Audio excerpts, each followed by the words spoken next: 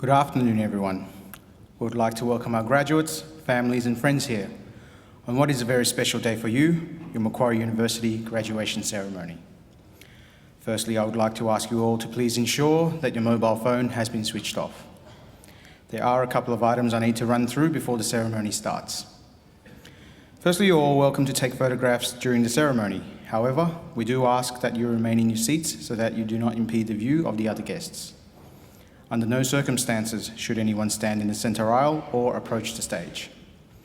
Please note that this ceremony will be streamed live on the Macquarie University YouTube channel. Should we have a situation that requires us to evacuate the building, please follow the instructions of our security staff. There are 4 exits from the graduation hall, 1 in each corner of the building, 2 in the back corners and 2 in the front. You'll also find out safety information on the back page of your program. Plaques, frames and photography services are available in the atrium building next to the refreshments marquee. If you have pre-ordered a frame or plaque, please make sure you collect it there today. In a moment, the Chancellor of Macquarie University, the Honourable Michael Egan, AO, accompanied by the academic procession, will enter the graduation hall. When the procession has arrived on the stage, Advance Australia Fair will be performed and you're invited to join in the singing of our national anthem. Ladies and gentlemen, please stand for the academic procession.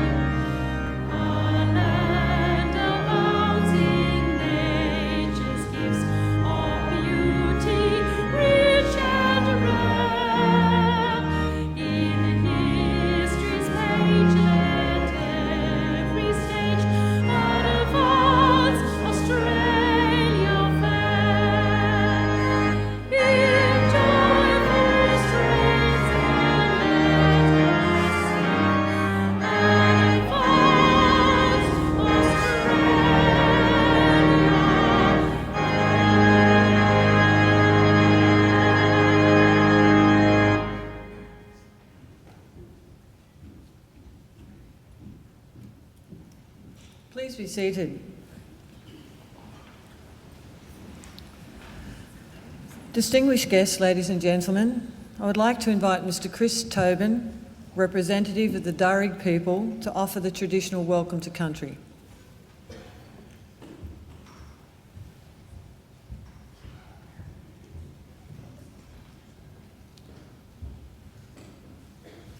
Thank you. Morami, everyone. Hello. Nalawa. Welcome. Welcome to the lands of the Wallamedigal. I belong to one of the local Aboriginal families of the Darug people, the traditional custodians over this part of the country. I wish to firstly pay my respects to the country and its people, and to thank the university for their acknowledgement of us and the invitation to welcome you here today. That acknowledgement is important for our people and much appreciated. My family descends from Yarramundi, a respected elder and cleverman of the Burrabrongal clan during the early years of colonisation. He saw that our survival in this new world could best be secured if we could learn more about it. As such, he enrolled his daughter, Maria, or Bullingari, into the Native Institute, a school set up in 1815 by Governor Macquarie, offering formal education to Aboriginal children. She studied there for several years and used her newly acquired skills to lobby and ultimately secure some land for herself and her family out along the Richmond Road. Other Aboriginal families soon joined them, and it became known as the Blackstown, where the present-day city of Blacktown gets its name from. We are very proud of her, as I'm sure your families are of you here today. And with good reason. Your success is our success. Your advancement is our advancement. Now that was probably better understood in traditional times, when camp groups were smaller and clans abided by the strict sharing laws, which meant that the food that you caught and brought back got distributed throughout the rest of the camp. Your skills and good fortune were thus enjoyed by all. Your efforts literally nourished the rest of the community, and you in turn were looked after by them. Yes, we can live quite beautifully when we get it right. Our Aboriginal ancestors certainly lived well in many respects, and I use occasions like this to offer them to yourselves as a model or a benchmark on how good to expect our lives today.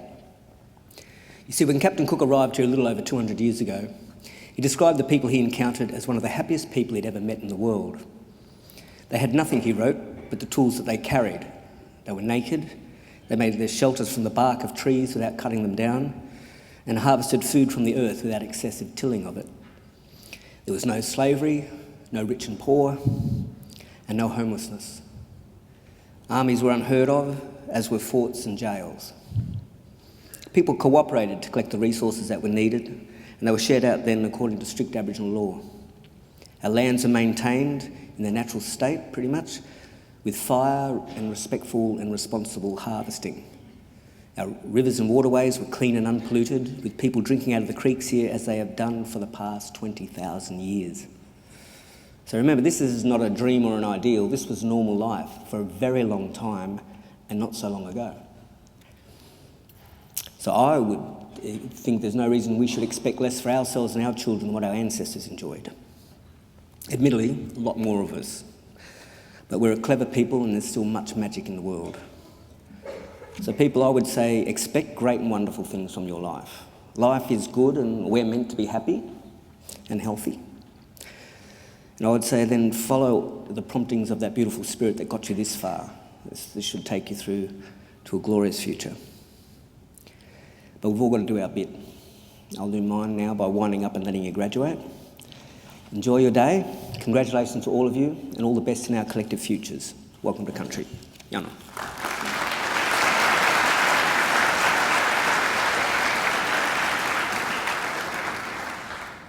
Ladies and gentlemen, I'm pleased to introduce the Chancellor of Macquarie University, the Honourable Michael Egan.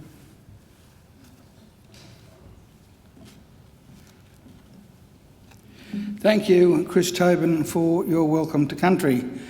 And before I do anything else, can I especially welcome the little children who are here with us today. They're usually down the back. I think that's because their parents think they're going to make a noise and they have to quickly run them outside. Well, you don't have to do that. We like children here, and we like we've got a little baby over there, very freshly hatched, just 2 weeks old. Now, it's sure to cry, and that's great, because we've discovered from long experience that the louder a baby wails during a graduation ceremony, the more certain it is that they're back within 25 years to take out their first PhD. So don't be worried if your children make a noise. You can't expect little toddlers to stay still for an hour and a half or whatever, so they're free to run around. No one will be bothered in the slightest. Well, graduands and ladies and gentlemen and boys and girls, it's my very great privilege as Chancellor of Macquarie University to preside at this important ceremony today. It's more than a ceremony, it's a celebration.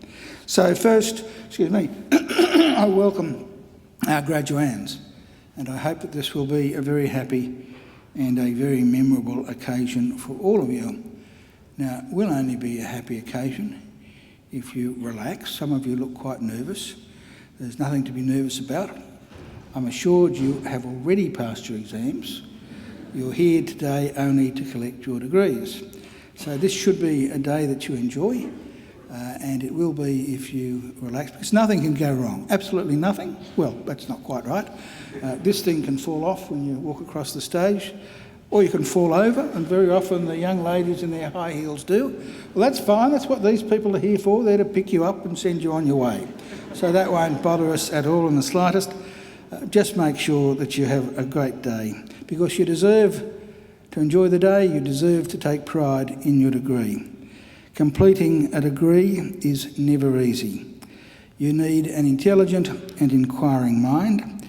You need determination and perseverance, and you need to make many, many sacrifices. So welcome and congratulations to each and every one of you.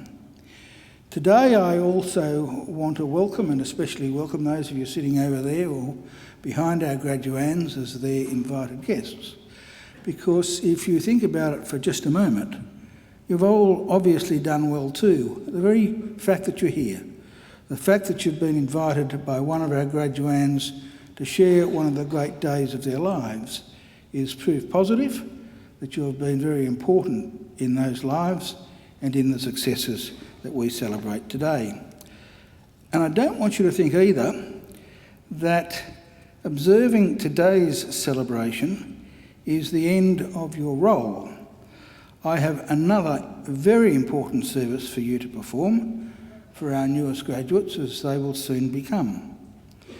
I want you to make sure that the degrees that they receive today are never ever put in a bottom drawer, but are always proudly displayed in a position of prominence. Will you promise to do that for me?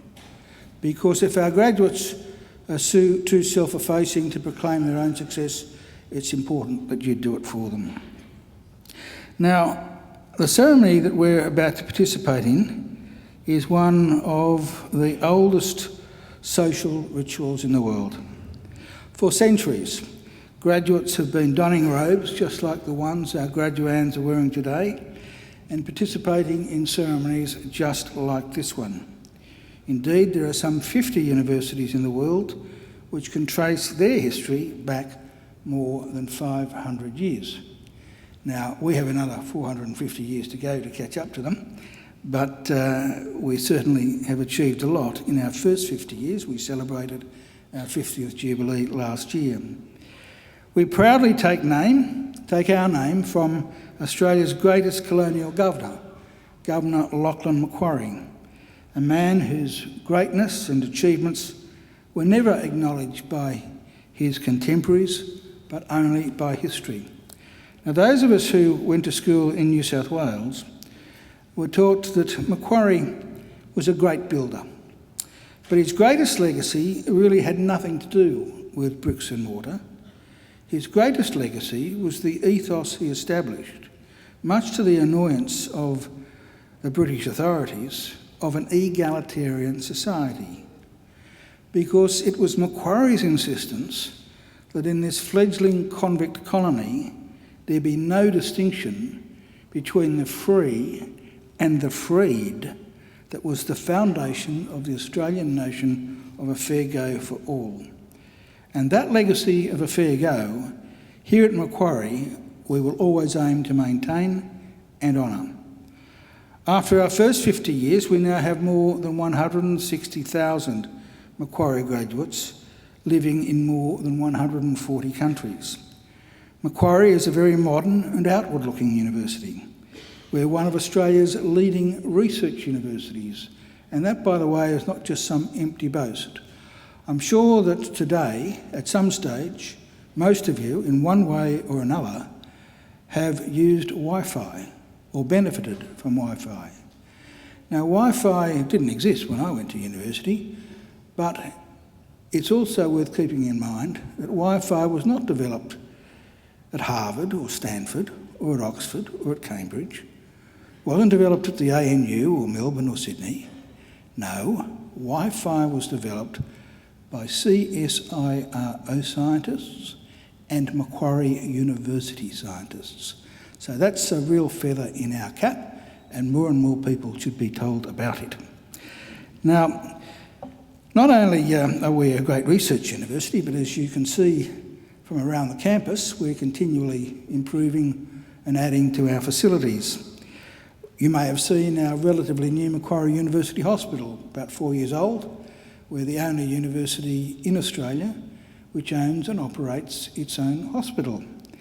And as well as being used for its primary purpose of treating sick people, it's also, of course, used by the postgraduate medical students and academics in our new medical faculty.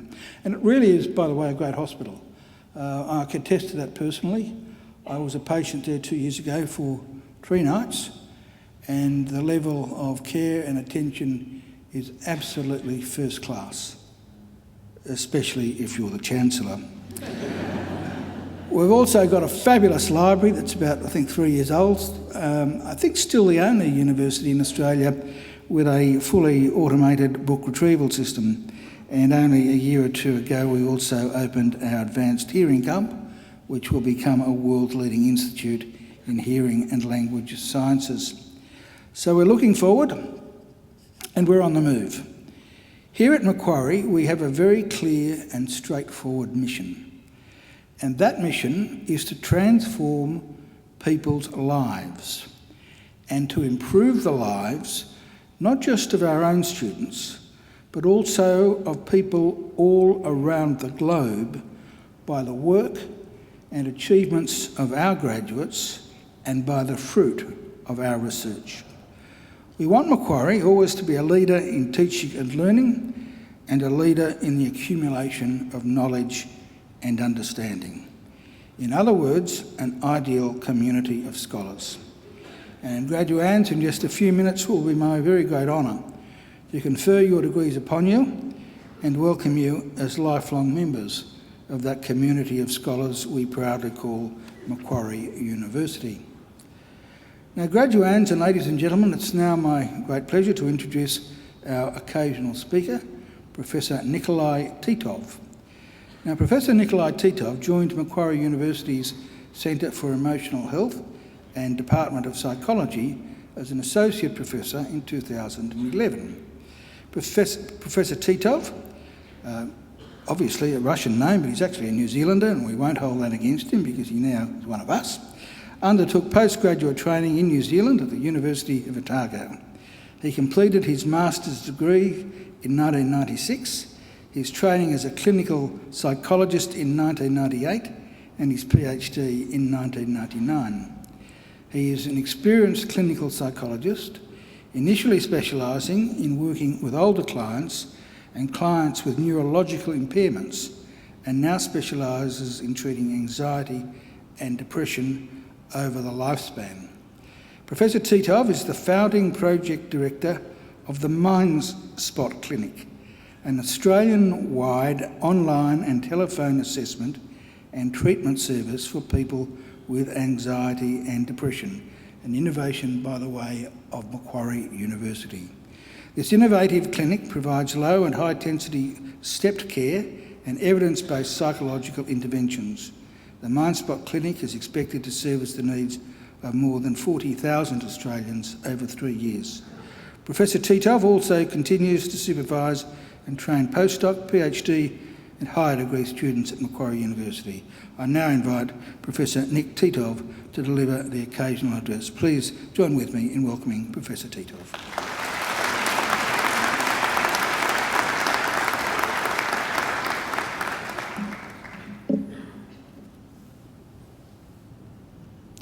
Chancellor, distinguished guests, faculty, staff, graduates, and of course family and friends, good afternoon. Let me start by offering my warmest congratulations to our newest graduates. I have no doubts that all of you have overcome significant hurdles to be here today. Now, many of you have sacrificed a considerable amount to pursue your dream and your passion, as I'm sure your family and friends have as well. So congratulations on having the fortitude and the resilience to complete this phase in your life's journey.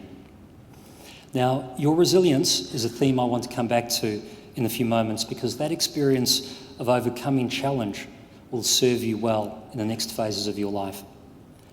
In the next few minutes, I'm going to share some of my own journey.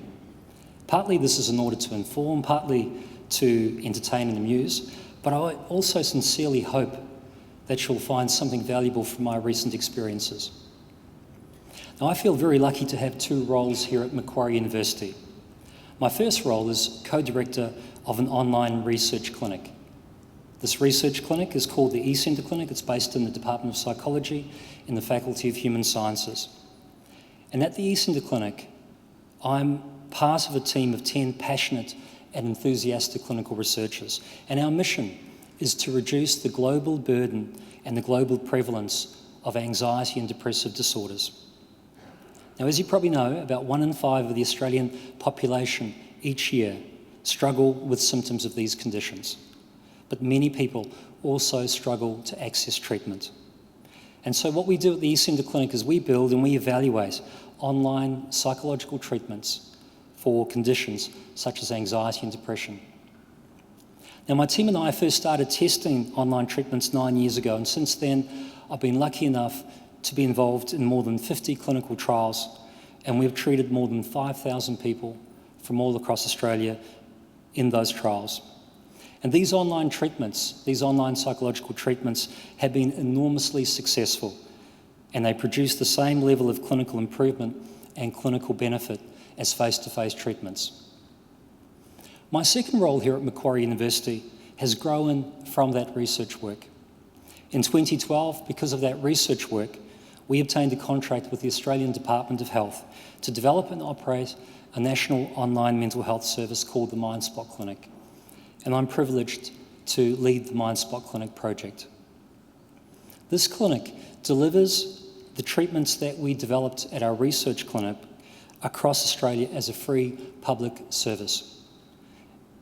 Now, we launched the clinic 2.5 years ago, and in that time, more than 40,000 Australian adults have registered to use our service.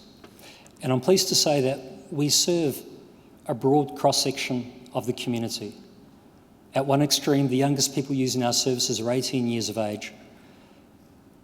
The oldest people using the MindSpot online clinic are in their 90s, their mid-90s. We serve people who live in cities, we serve people across rural Australia, and we mainly serve people who cannot access other mental health services. And one of the most important things we do is we help people stay safe.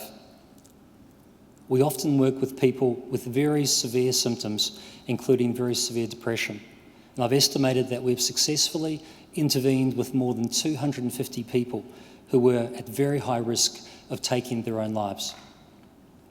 Now, as an initiative of Macquarie University, the MindSpot and eCentre clinics are now receiving international attention. I've just returned from a trip to the US, Sweden and Holland, where we've shared our learnings, and I'm heading to Canada in 3 weeks' time to do the same. We've hosted multiple international visitors, and we'll be hosting a delegation from Hong Kong later this year. So on multiple levels, these clinics are enormously important, not just for Australia, but also internationally, where the same service gaps and discrepancies exist.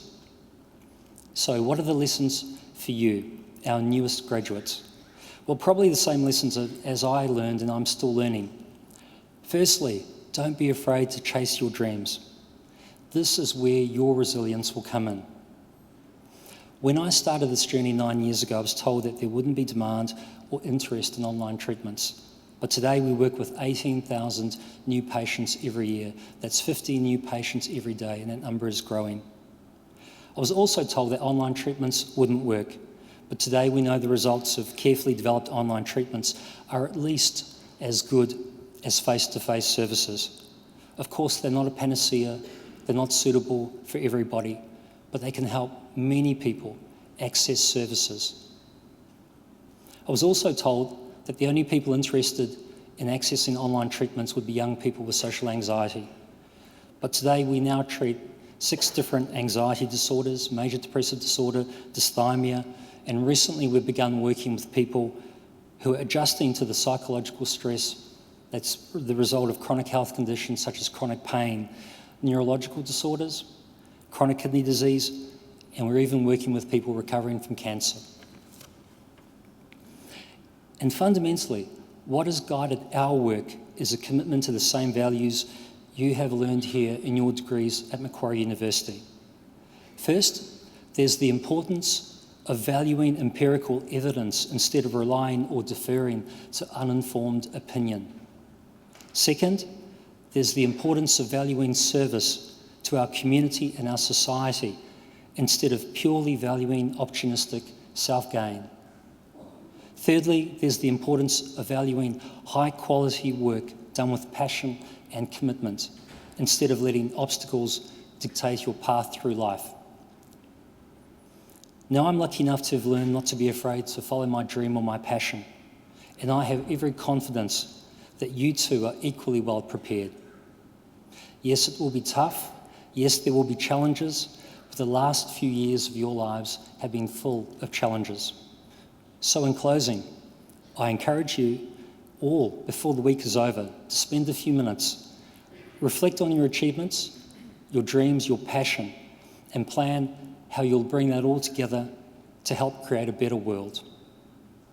So again, congratulations to you all, and thank you.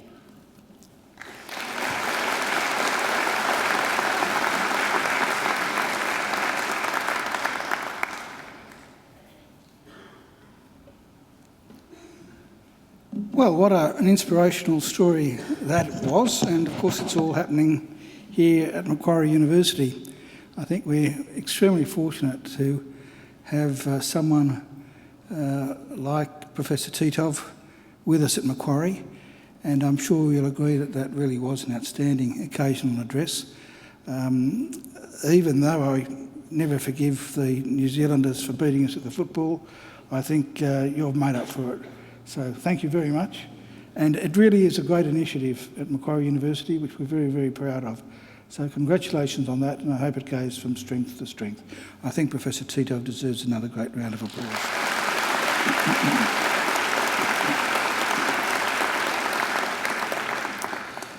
Well, I mentioned earlier that there's nothing for our graduands to worry about, but this is the part of the ceremony that worries me a bit. It's the reason we're here, that's the conferring of degrees. But I was told many years ago that if I conferred a degree on someone who was not eligible to receive it, I not only couldn't take it back, but I was in deep trouble. So I have to get an ironclad assurance before I confer your degrees on you that none of you were ever late in submitting an assignment, that none of you ever missed a class, and that you're otherwise eligible to graduate today. So I now call upon the Deputy Vice-Chancellor, Students and Registrar, Deirdre Anderson, to formally give me those assurances. Deirdre Anderson. Chancellor, I certify that all the candidates being presented here today and those who are absent have satisfied the requirements of Academic Senate for the degrees and diplomas that they are to be awarded. May I ask all graduates for admission to degrees and diplomas to please stand. Graduands, in the name of the Council of Macquarie University and by my authority as Chancellor, I admit each of you present and those who are absent to the degrees and diplomas for which you have qualified. Graduates, congratulations.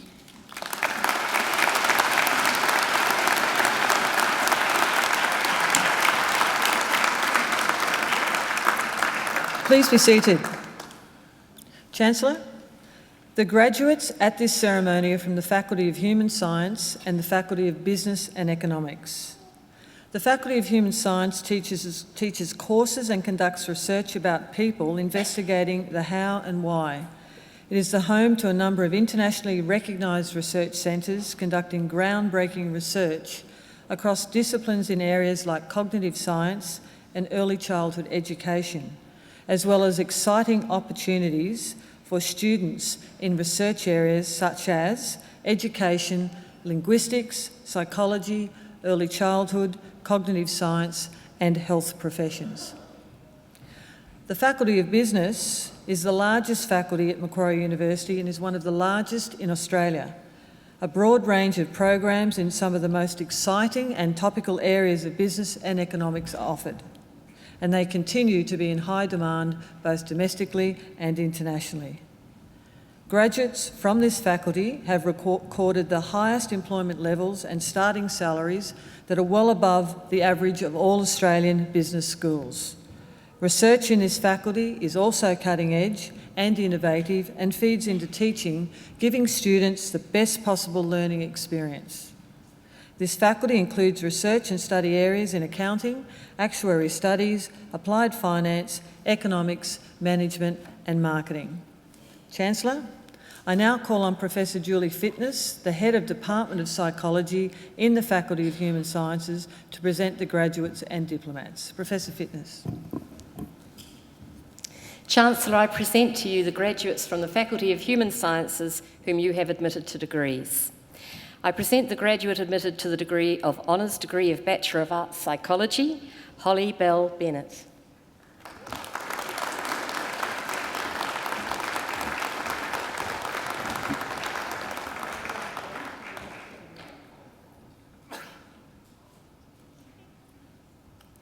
I present the graduate admitted to the degree of Bachelor of Arts Psychology with the Bachelor of Education Primary, Julianne dos Santos.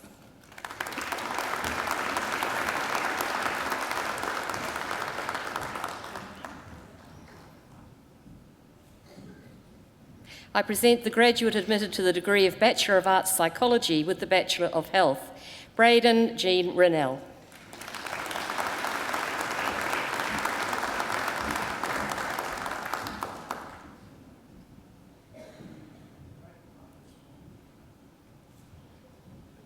I present the graduate admitted to the degree of Bachelor of Arts Psychology with the Diploma of Education, Tracy Massard.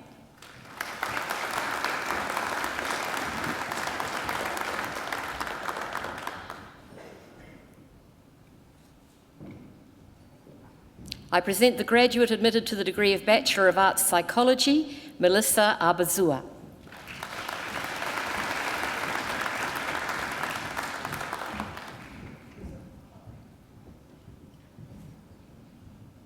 Emma Louise Ashford.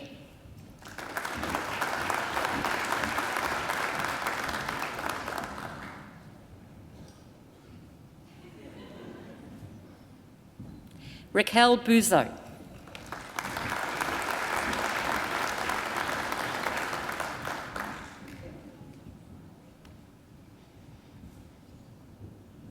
Joshua Cameron.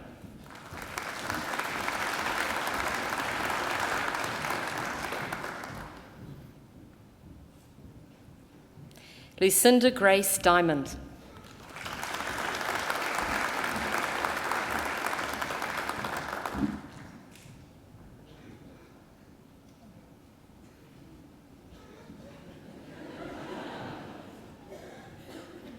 Mark Jesse Fawkes.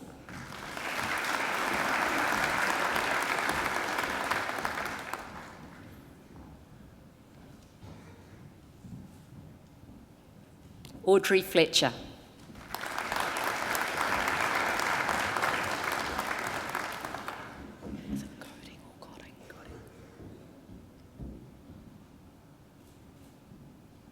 Jackson Edward Godding.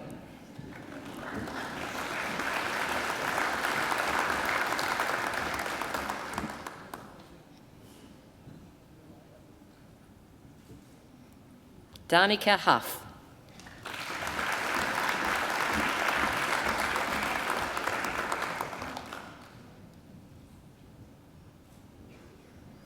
Emma Ka-Wing Lee.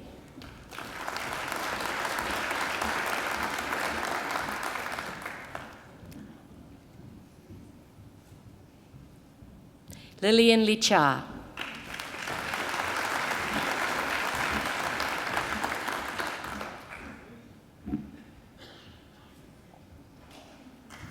Fraser Littlejohn.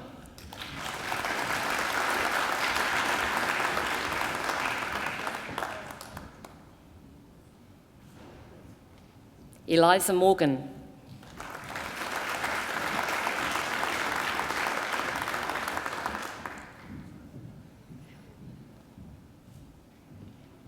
Alyssa Plummer.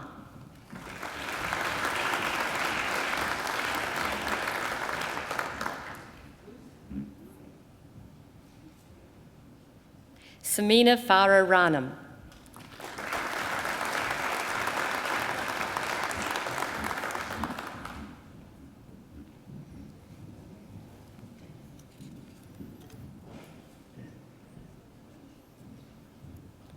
Rhiannon Robinson.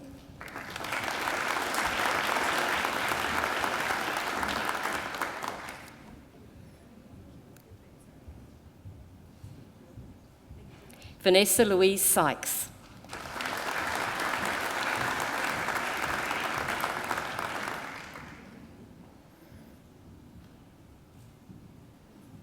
Daniela Tauk.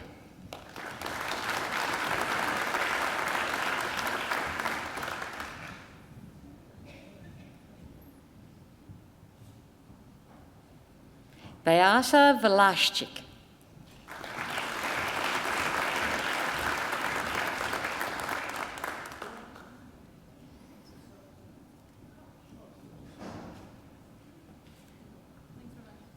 Marie Rose Yabut.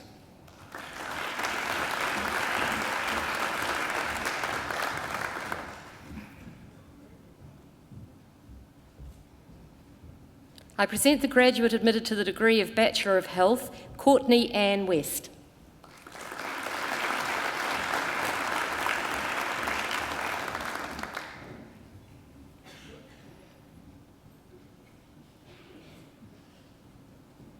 I present the graduate admitted to the degree of Bachelor of Science, Roman John Graham Penner.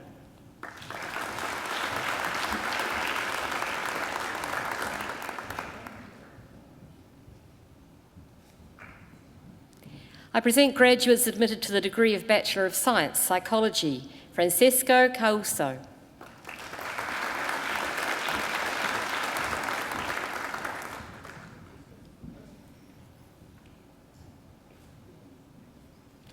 Jacqueline Shane.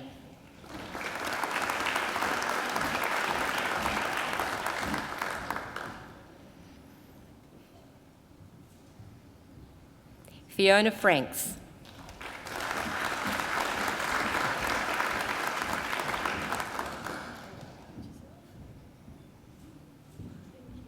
Nidhi Jayant.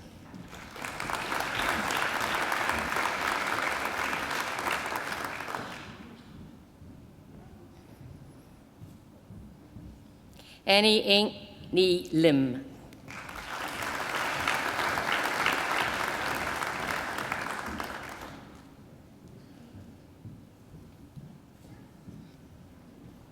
Daphne Hui Yi Lim.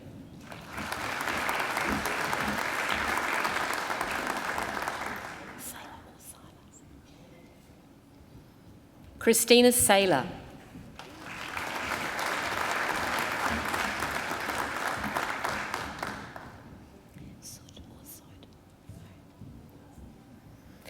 Samir Sod.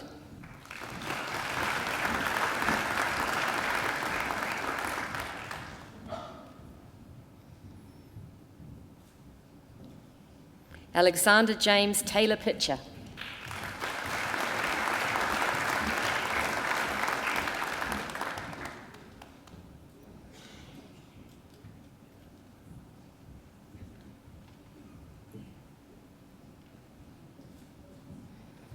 Philippa Jane Whitehouse.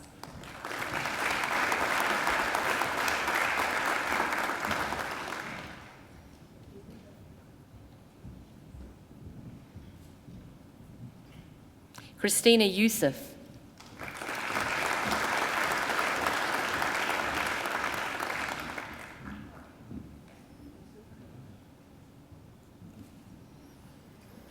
I present the graduate admitted to the degree of Master of Clinical Neuropsychology, Cassandra Antes, who has been awarded the Vice-Chancellor's Commendation for Academic Excellence.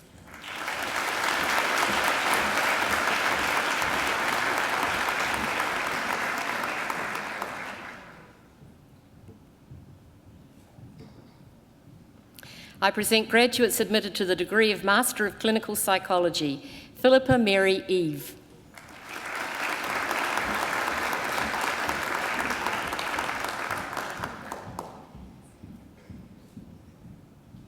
Joyce Jerling Ong.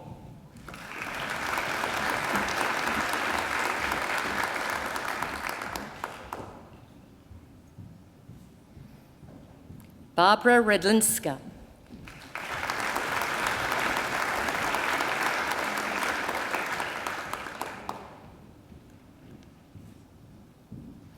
Nicholas David Watt, who has been awarded the Vice-Chancellor's Commendation for Academic Excellence.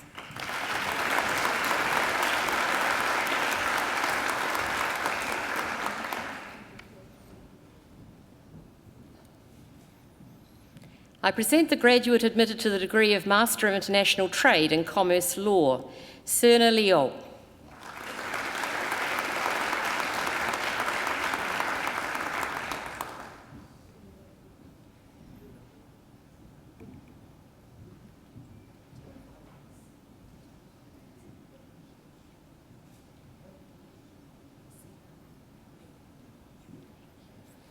I present graduates admitted to the degree of Master of Organisational Psychology, David Boyd Bowman, who has been awarded the Vice-Chancellor's Commendation for Academic Excellence.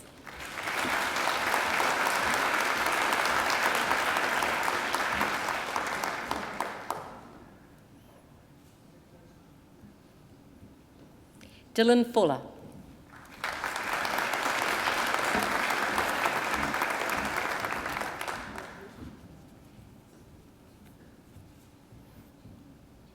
I present graduates submitted to the degree of Master of Professional Psychology, Nawal Ba.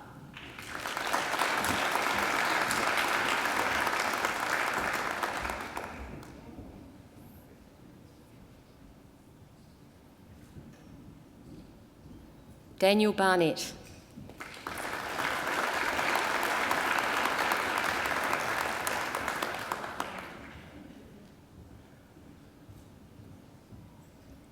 Monica Lillian Gloria Mackay-Bignold.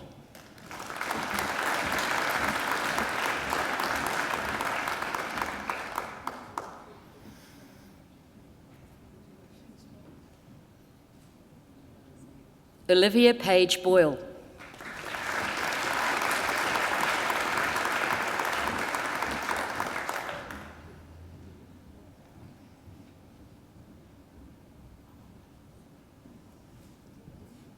Lauren Friel.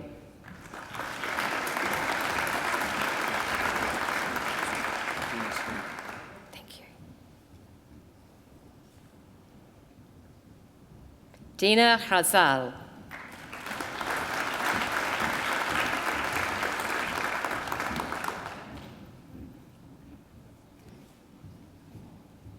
Diana Grioska.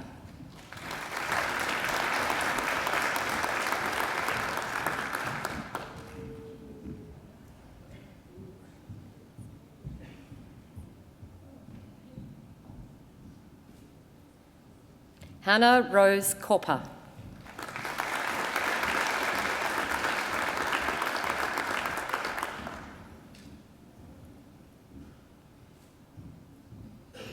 Jacqueline Catherine Ruello.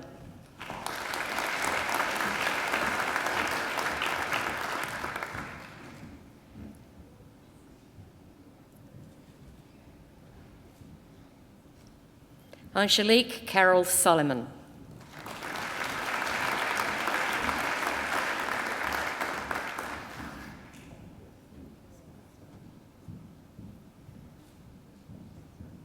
Kathleen Veronica Thompson.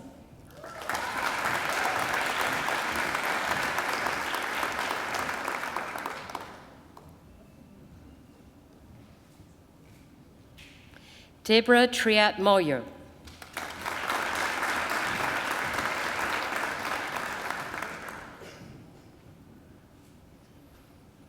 Amanda Wilshire.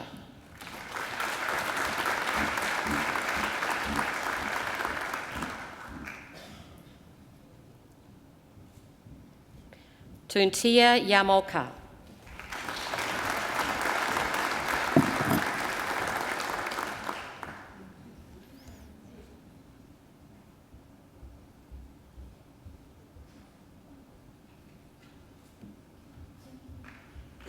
I present graduates admitted to the degree of Master of Social Health and Counselling, Jessica Jane Ford.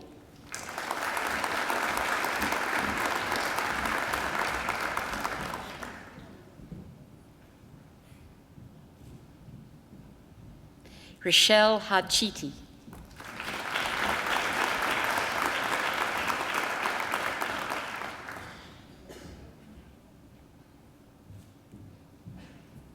Gemma Rose Hope.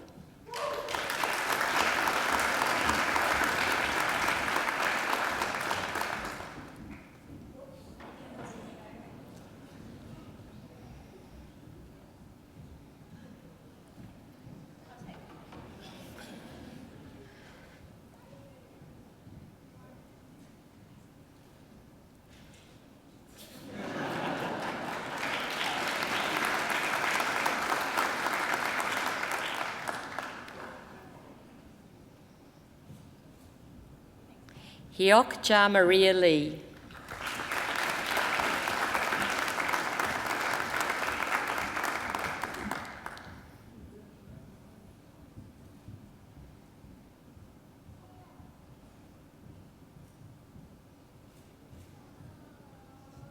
Francesca Ann McNeil.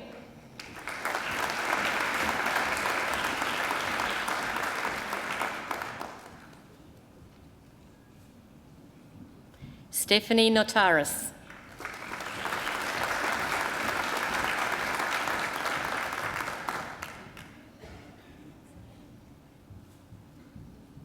Boyana Vilus.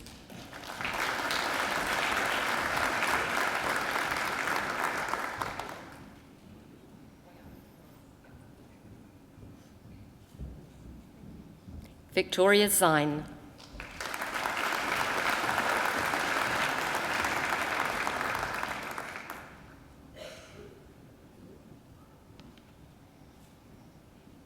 Danielle Zreiker.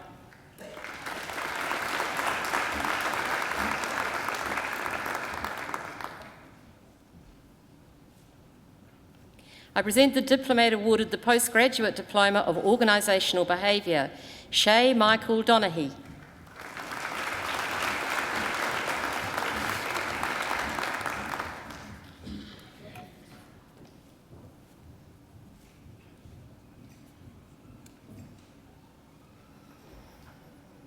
I present the diplomate awarded the postgraduate diploma of Social Health and Counselling, Alice Louisa Avis.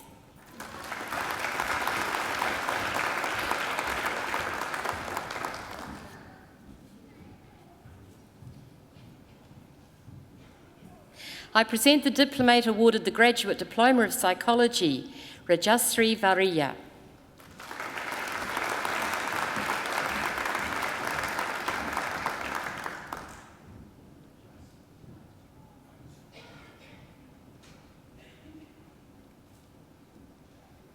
I present the graduate admitted to the degree of Master of Research, Michelle Josephine Edwards, for a thesis entitled Sunday Drivers, a comparison of driver behaviour, assessments and methods through a road sign perception paradigm.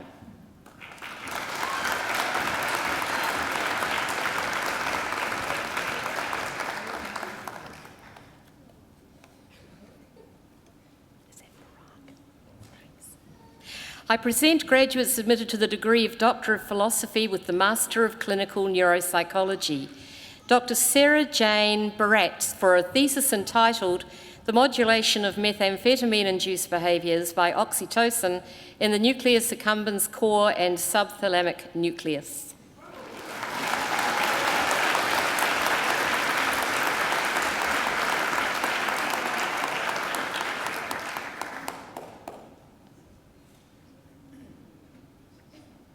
Dr. Emily Elizabeth Connaughton for a thesis entitled The Capgras Delusion, a Cognitive Neuropsychiatric Approach.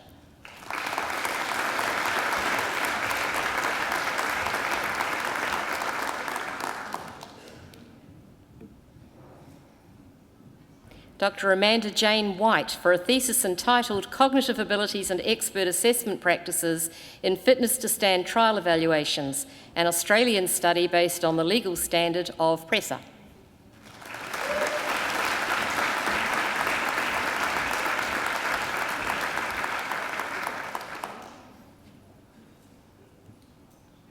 I present graduates admitted to the degree of Doctor of Philosophy with the Master of Clinical Psychology, Dr. Heidi Isabel Brummett-Lennings for a thesis entitled The Role of Children's Coping Self-Efficacy Beliefs in the Context of Parental Conflict, Implications for Children's Psychological Adjustment.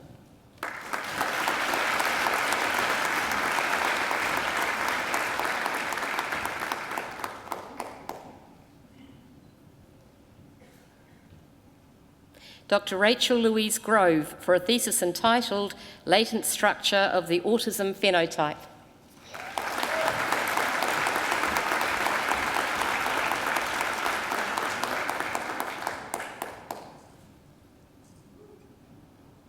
Dr. Kathleen Suzanne Murray for a thesis entitled An Examination of the Theoretical Pathways Proposed by Young's Schema Therapy Model in Relation to Social Anxiety.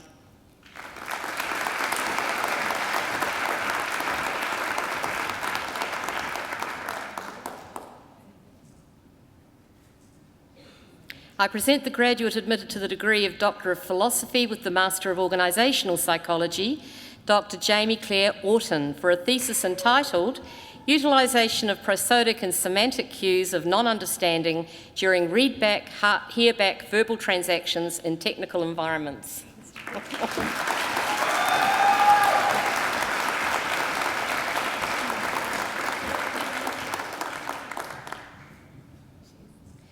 I present graduates admitted to the degree of Doctor of Philosophy, Dr. Alyssa Pauline Beath, who has been awarded the Vice-Chancellor's Commendation for a thesis entitled Investigations into Emotional Intelligence.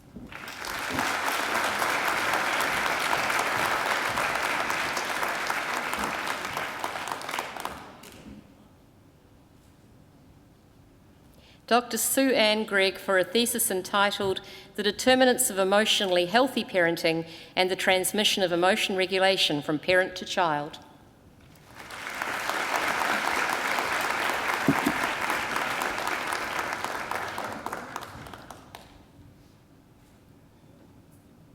Dr. Catherine Emma Hurrell, who has been awarded the Vice-Chancellor's Commendation for a thesis entitled Emotion Regulation in Children with Anxiety Disorders, the Role of Parent Factors.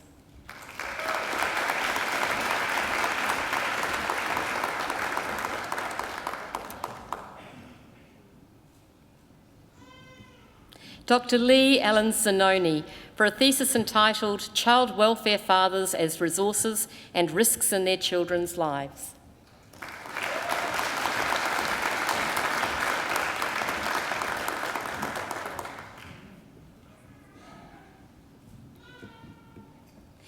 I present the graduate admitted to the degree of Doctor of Clinical Neuropsychology, Dr. Sally Deborah Finney.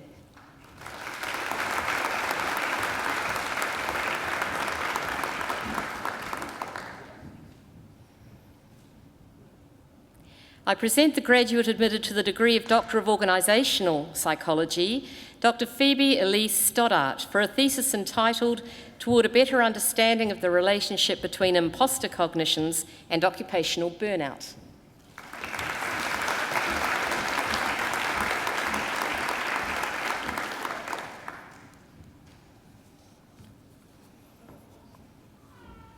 I present graduates admitted to the degree of Doctor of Psychology, Clinical Neuropsychology, Dr. Jane Patricia McAuliffe, for a thesis entitled Predicting Deterioration in Dementia and MCI using a single administration of the MMSE and the ADAS COG.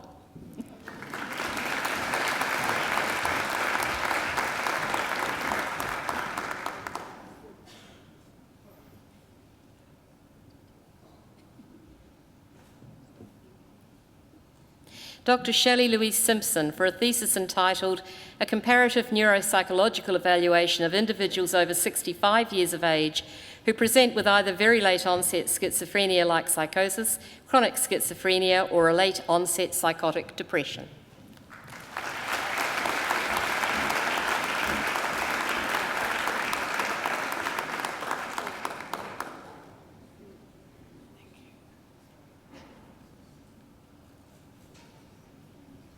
Chancellor, that completes this afternoon's presentation of graduates from the Faculty of Human Sciences.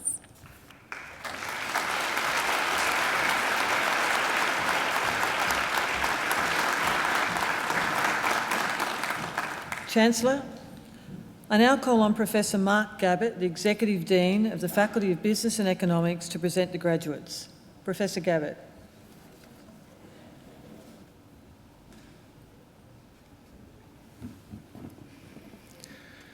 Chancellor, I present to you the graduates from the Faculty of Business and Economics whom you have admitted to degrees. I present the graduate admitted to the degree of Bachelor of Arts with the Bachelor of Commerce, Sana Ahmadi.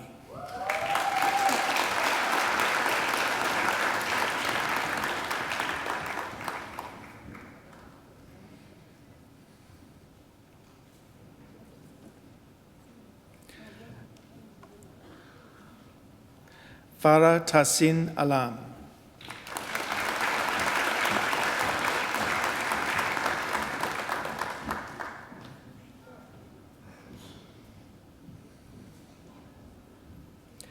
Alexander Begovsky.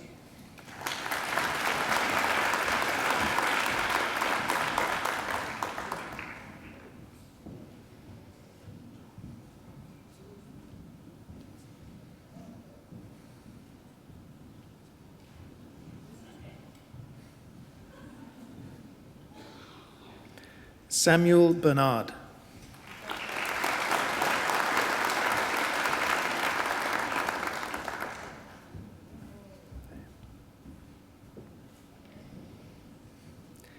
Daniel Rees Bezina.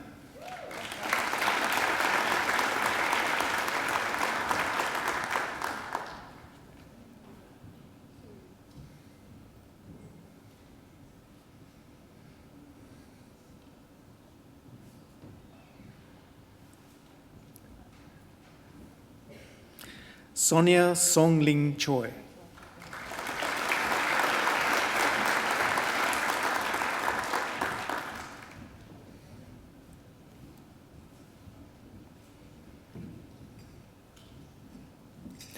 Evan Christian.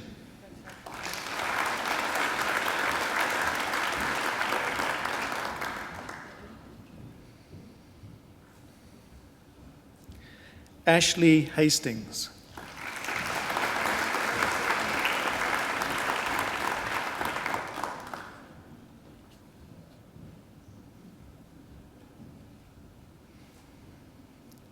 Lloyd George Jones.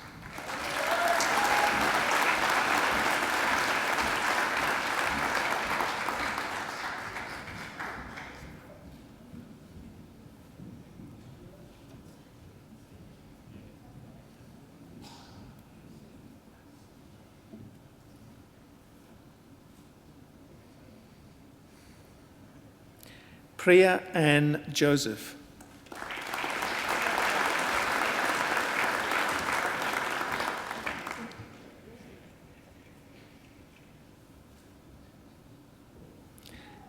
Natalie Brenda Narayan.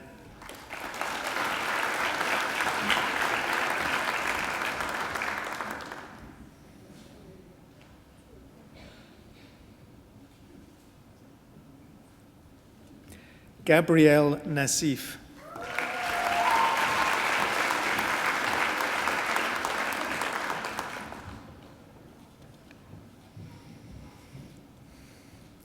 Alexander Novak.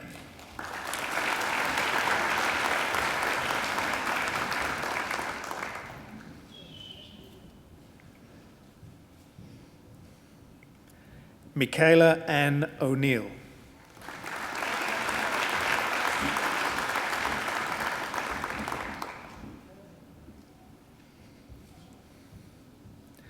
Nathan Perks.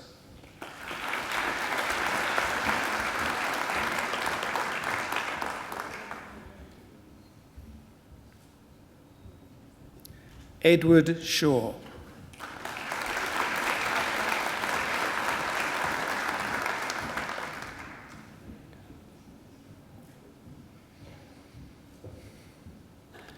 Erica Sheck.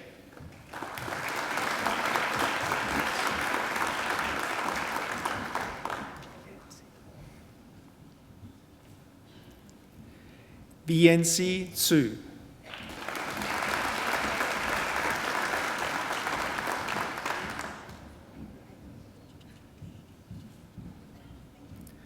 Angus Yates.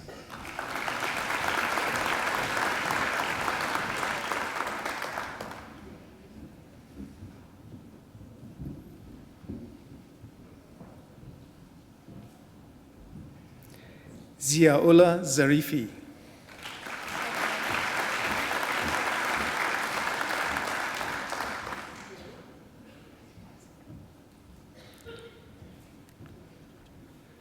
Roger Jaw.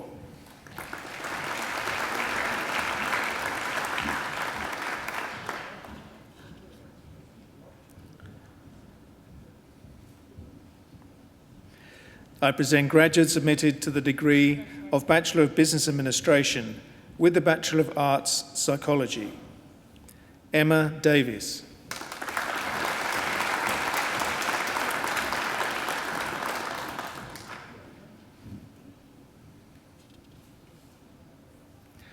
Stephanie Fung.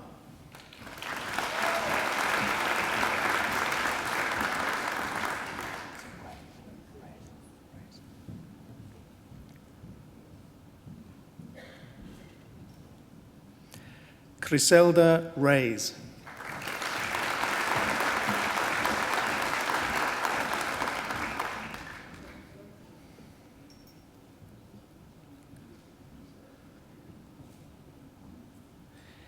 Deepika Verma.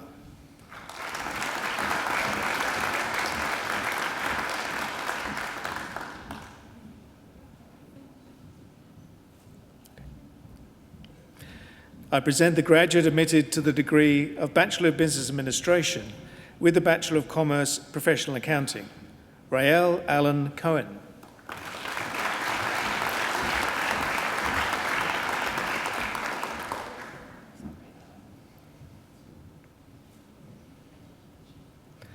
I present graduates admitted to the degree of Bachelor of Commerce with the Bachelor of Arts Psychology, Isabella Gallia.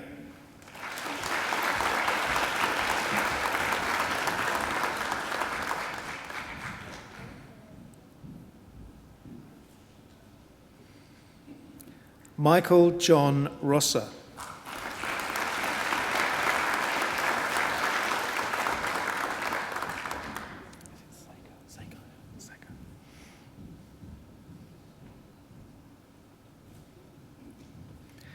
James Raymond Saker.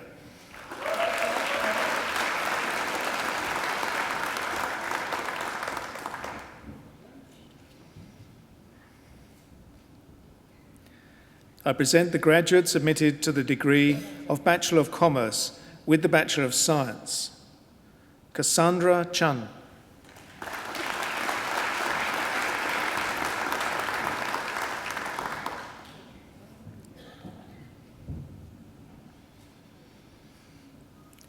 Isabella Angela Delphin.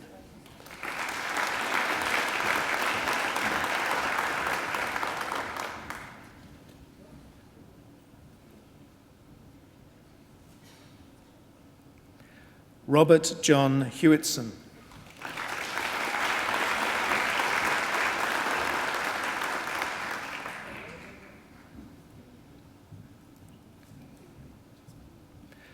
Joseph Kalkul.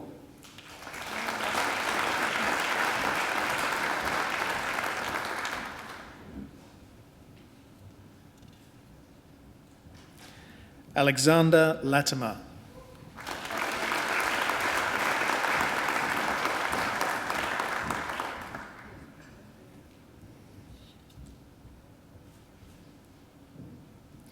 Darcy Mai Hung Le.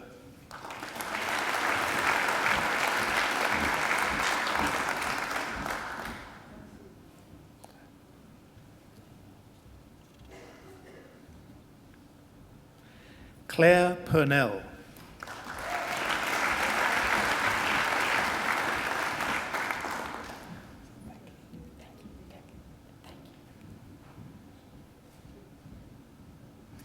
Kieran Thankey.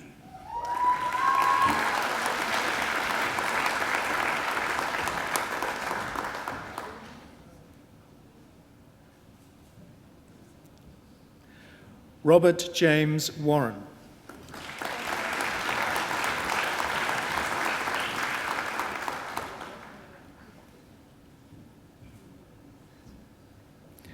I present the graduate admitted to the degree of Bachelor of Business Administration, Alexander Seagull.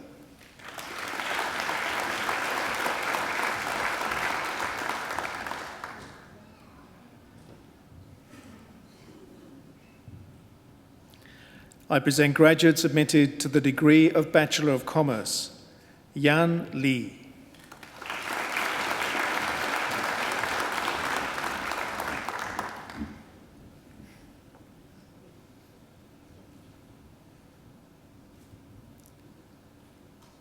Julie Tran.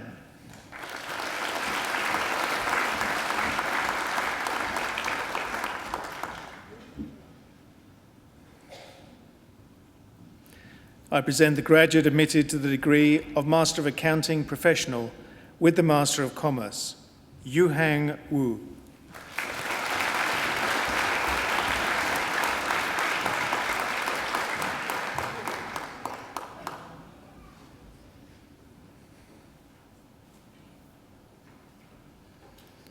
Chancellor, that completes this afternoon's presentation of the graduates from the Faculty of Business and Economics.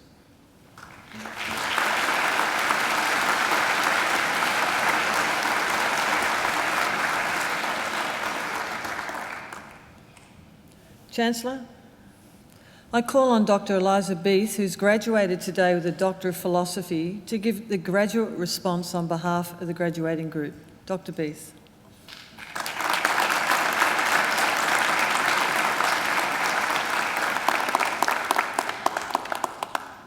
Thank you. Chancellor, members of the university, graduates, and family and friends and guests.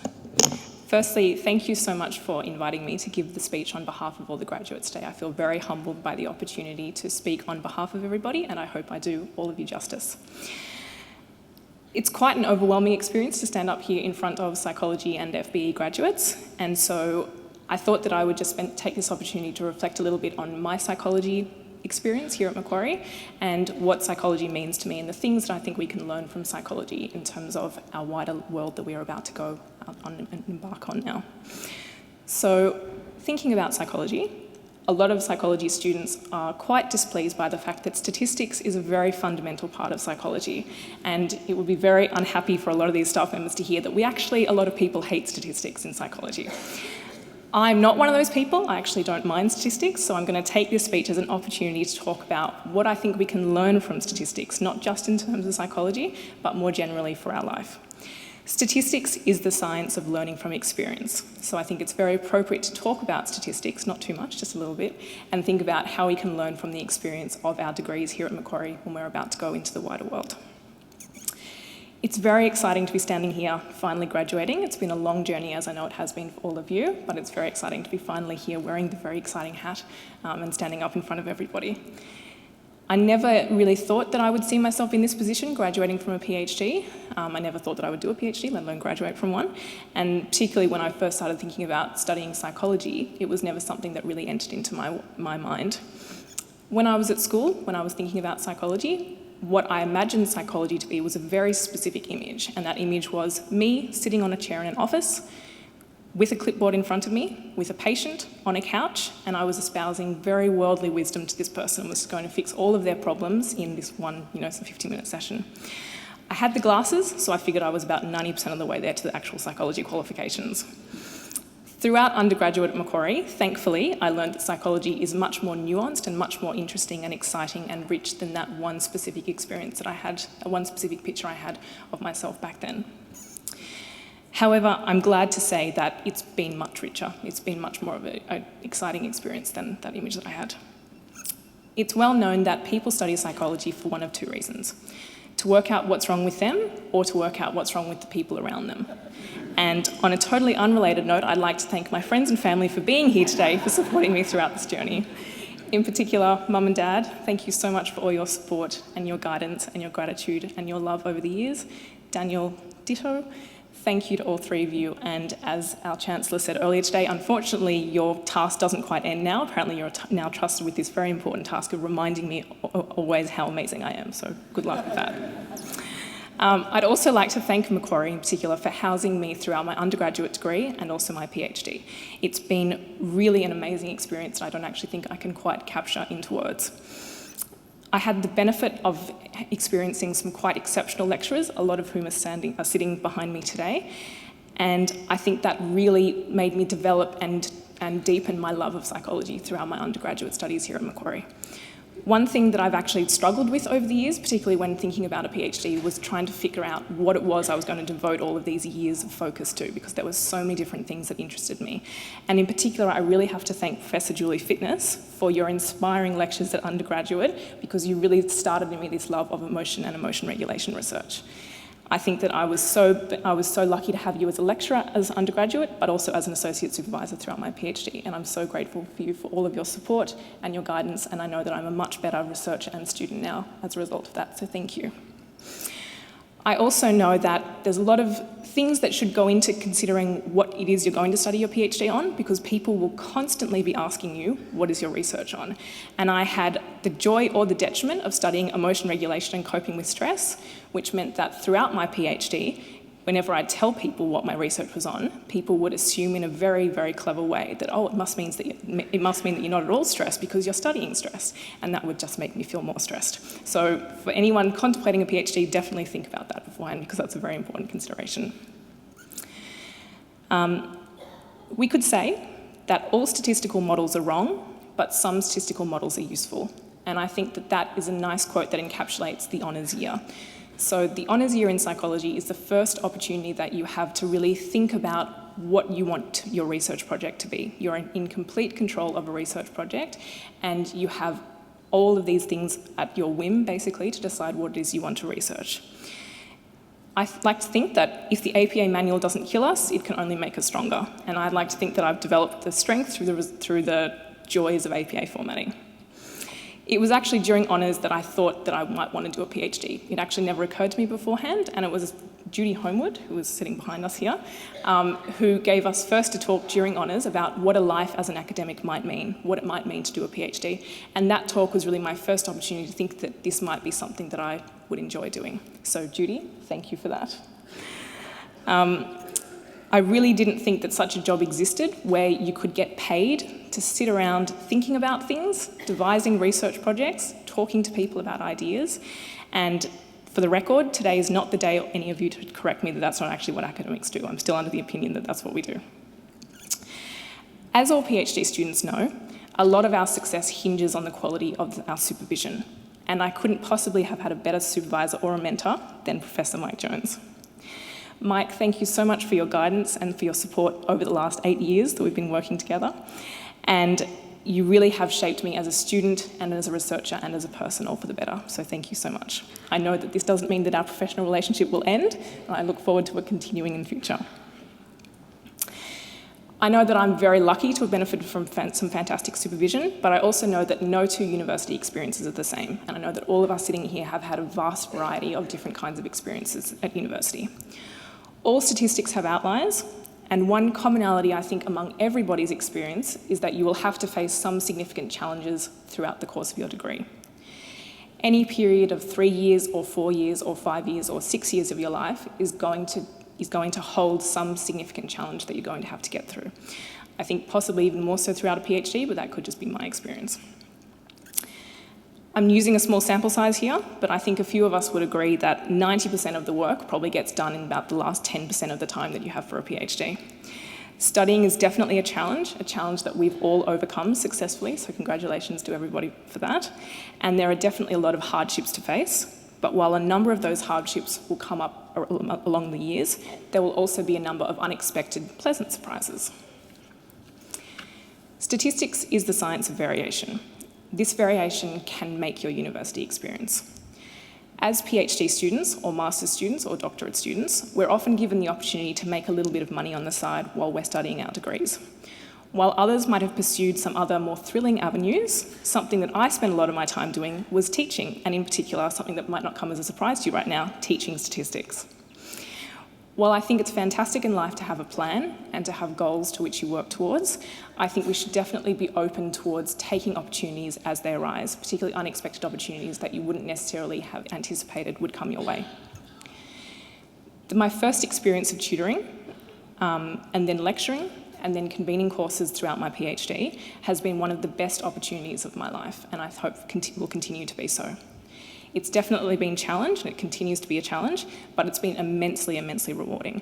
And I really, again, have to thank Mike for giving me the first opportunity of tutoring on PSY 331 in the first year of my PhD.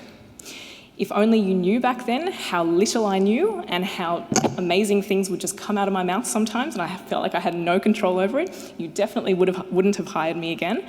But thankfully, you're willfully ignorant, and I still stand here for you today.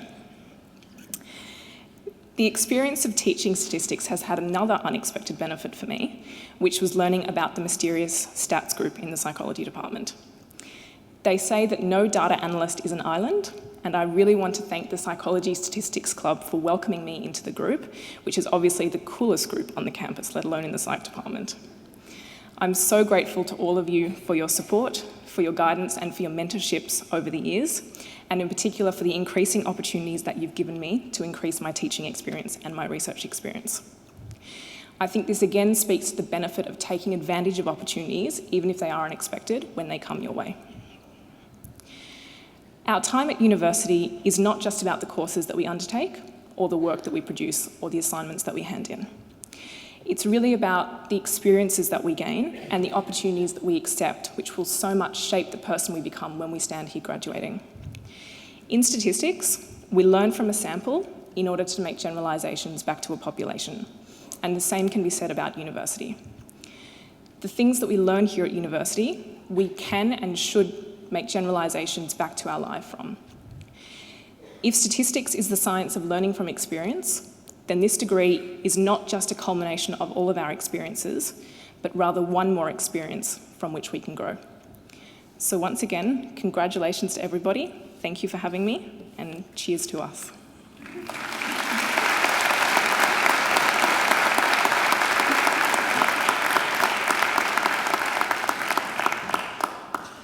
Well done, Dr. Beath. Congratulations not only on your doctorate, but also on a very fine speech.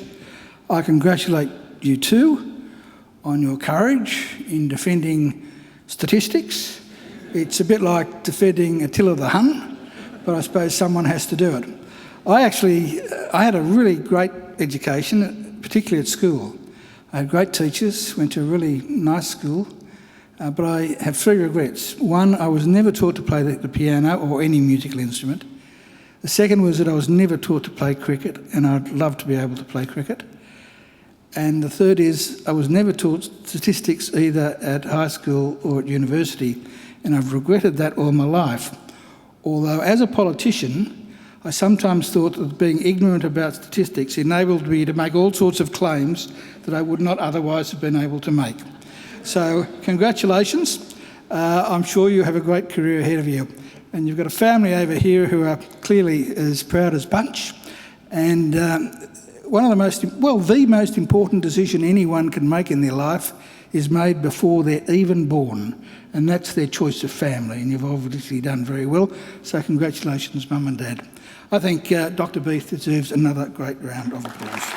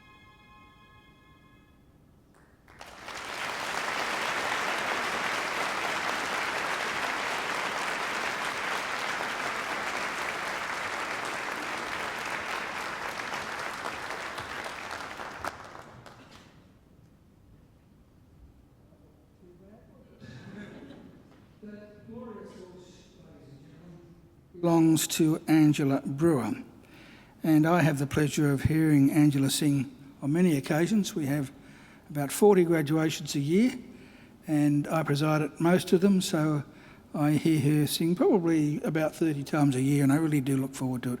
It's in fact the best part of being the Chancellor of Macquarie University is hearing Angela sing. Mind you, you're very fortunate that she did sing at your graduation today, because although she sings at most of our graduations, occasionally, obviously, she can't make it. And when she can't make it, I do the singing. Would you like to hear Angela sing a little bit more? Would you? Okay, it's very simple. All you have to do is enrol in another degree, and when you come back, I promise you, she'll be singing at your next graduation as well. I think she deserves another great round of applause.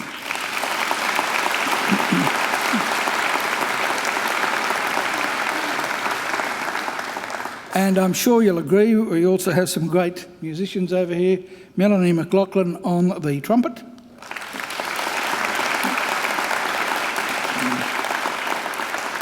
And Dr. James Forsyth on the organ.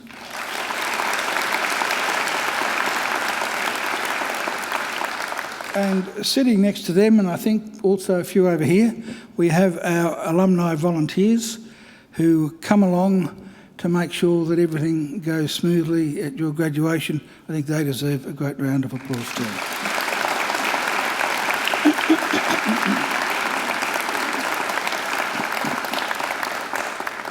Well, graduates, this ceremony marks the end of one stage in your relationship with Macquarie University, but it's certainly not the end of your association with Macquarie. From today on, for the rest of your lives, you are part of the bigger Macquarie family, which is our alumni, and part of a network of more than 160,000 Macquarie alumni spanning the globe. We'll keep in touch with you through our alumni program, which is focused on lifelong learning, lifelong support, and lifelong connections. Our commitment to you is to help you keep in touch and engaged with Macquarie throughout your life. And graduates, please make sure that you come back to Macquarie, either to undertake more study, perhaps attend alumni events, or to use our aquatic and fitness facilities, or even if you'd like just to come and enjoy a picnic down by the lake. You will always be most welcome back at Macquarie University.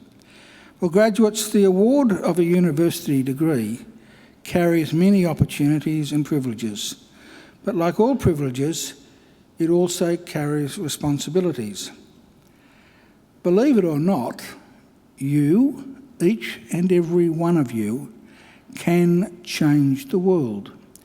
And you don't have to be a Nobel Prize winner to do it either, although that would help.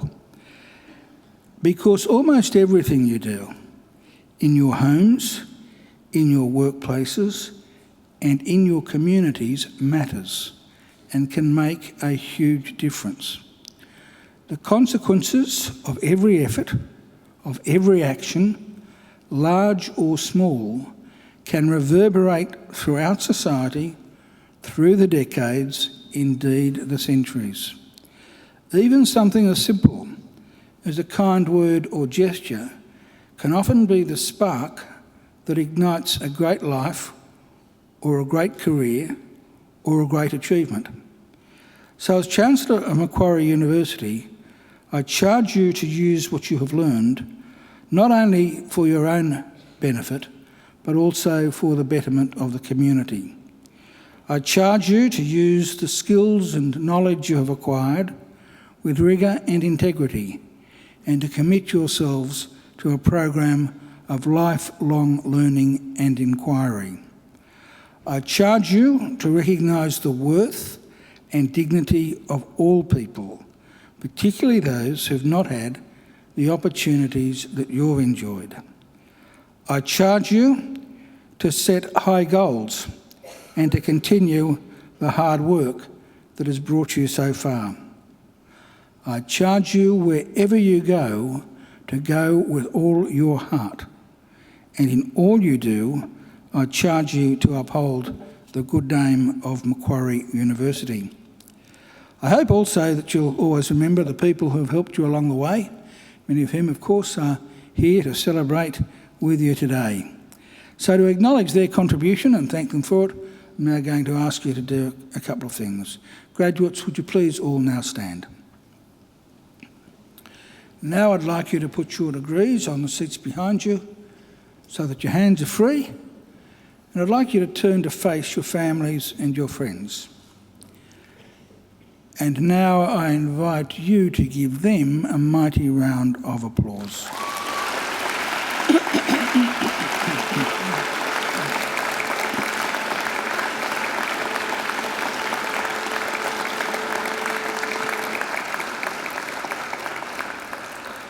Now, graduates could turn around now, but don't sit down because we'll be leaving soon, but I would remind you to pick up your degrees. I wouldn't want anyone leaving them behind. We will be leaving in just a moment. And, oh, by the way, I think you would also like to thank the representatives of our academic community who are here today because they've been very vital in your journey through Macquarie too. So let's give them a round of applause.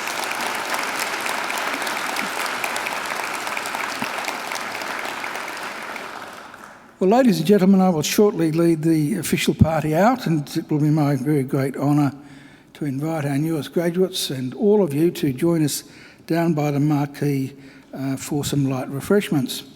Now, I will ask now everyone to please stand, and please remain standing until the last of the graduates have processed out. And then after they've gone out, I'd like all of you to join the academic procession right down to the marquee.